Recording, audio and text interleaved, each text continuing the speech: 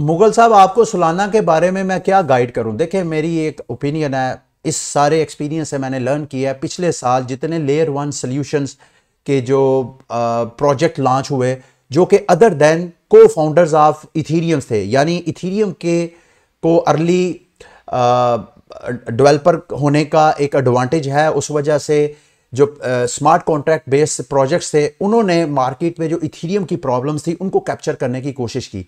लेकिन इस दौड़ में जो इथीरियम के को फाउंडर्स थे, एक तो विटालिक बटरन था जिसका अपना इथीरियम है, लेकिन उसके साथ साथ जो गैवन वुड थे, उन्होंने अपना क्रिप्टो प्रोजेक्ट लॉन्च किया। उन्होंने कहा इथीरियम की ये प्रॉब्लम है, मैं ये इसको इंटरनेट ऑफ ब्लॉकचेन बनाऊंगा। उन्होंने पोल्काडॉट लॉन्च कर लिया। इसी तरह जो दूसरे को फाउंडर थे चार्ल्स हॉस्किंसन, उन्होंने कार्डानो एडा लॉन्च कर दिया।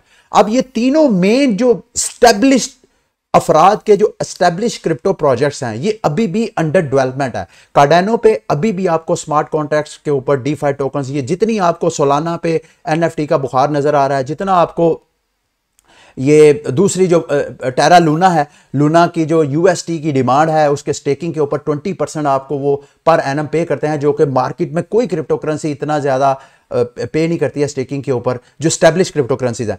तो इसी तरह इन क्रिप्टो करेंसीज ने आके इन तीनों बड़े स्टैब्लिश प्रोजेक्ट को की मार्केट को कैप्चर करने की कोशिश की, और यूं उम्मीद बनी कि शायद इनके ऊपर की हुई इन्वेस्टमेंट जो है वो शायद फारग हो जाएगी।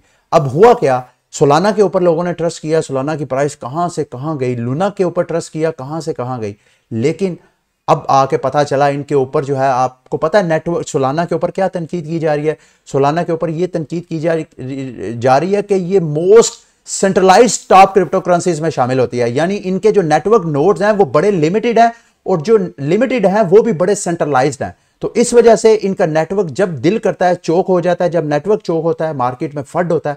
इस वजह से मार्केट जो इसने पिछले साल कैप्चर की थी, पता नहीं अब मुझे ऐसा क्यों फील हो रहा है कि शायद जब तक इनके ऊपर की जाने वाली तनकीद को ये एड्रेस नहीं करेंगे, मुझे इसका मुस्तकबिल जो है वो ज्यादा ब्राइट नहीं लगता। और जो लूना का है, इसी तरह वो भी लेयर वन सोल्यूशन था, इथीरियम किलर था। लूना ने आके एकदम मार्केट, मैंने अच्छा खासा उसमें बेनिफिट, कहा मैंने कोई 2,000-2,500 डॉलर इन्वेस्ट किया था, और मैंने जाकर कहा $20,000 के करीब उसमें से कैश आउट करवाया। तो टेरा लूना के ऊपर भी जो एंकर प्रोटोकॉल के ऊपर जो मसला हुआ, एंकर प्रोटोकॉल और यूएसटी स्टेबल कॉइन और साथ इनका लूना टोकन, इन तीनों का एक गठजोड़ है। तो तीनों में से अगर एक भी सिस्टम डिस्टर्ब होता है तो सारे का सारा इनका नेटवर्क चोक हो जाता है। तो ऐसा हुआ है, पिछले साल मिड मई में भी मेरा ख्याल है जाके हुआ, और इस साल के स्टार्ट में भी हुआ। तो ये जो मसाइल हैं जो लेयर वन सोल्यूशन के हैं, तो आपने इन्वेस्टमेंट जब करनी है, फंडामेंटल सारे प्रोजेक्ट की फंडामेंटल्स को स्टडी करके फिर इन्वेस्टमेंट करनी है।